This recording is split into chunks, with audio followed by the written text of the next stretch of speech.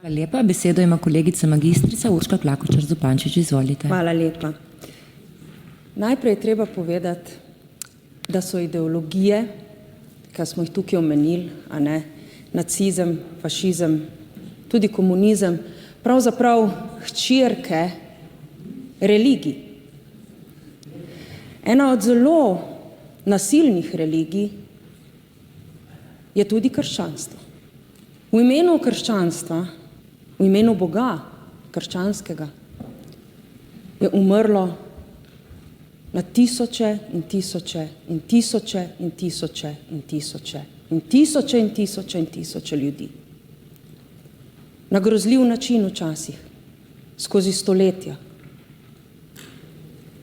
Ne samo v križarskih vojnah, umirali so na grmadah, živi zažgani, obešeni, razčetverjeni. In ideologije so se pravzaprav rodile iz nasilnih religij.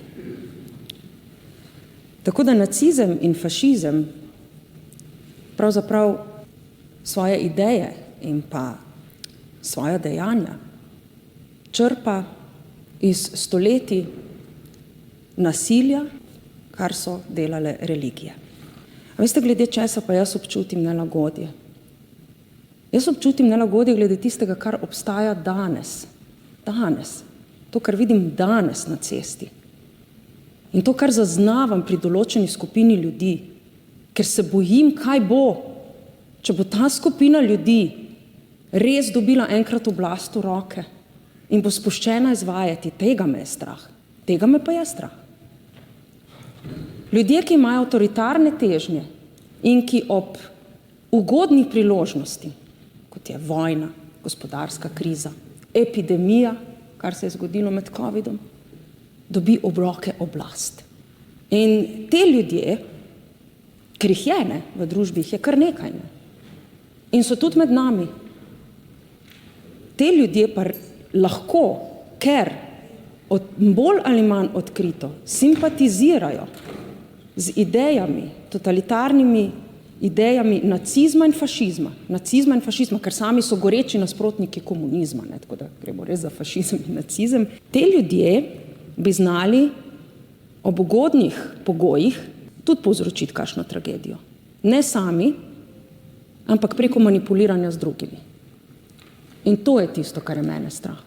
Žal smo videli v prejšnjem mandatu, kako so bili neonacisti označeni za bisere. Videli smo, kako se je neonacistična organizacija lahko vpisala v seznam društev, ki delujejo v javnem interesu. Mislim, če koga ob tem ne zmrazi do kosti, mene zmrazi. Zaradi tega, ker vem, kakšen je človek v svojem bistvu in ker vem, da ljudje, ki izražajo takšno simpatijo in ljudje, ki so v svojem bistvu avtoritarni in ki ne izbirajo sredstev in ki to tudi pokažejo in ki znajo manipulirati z drugimi, taki ljudje so nevarni. Izjemno nevarni.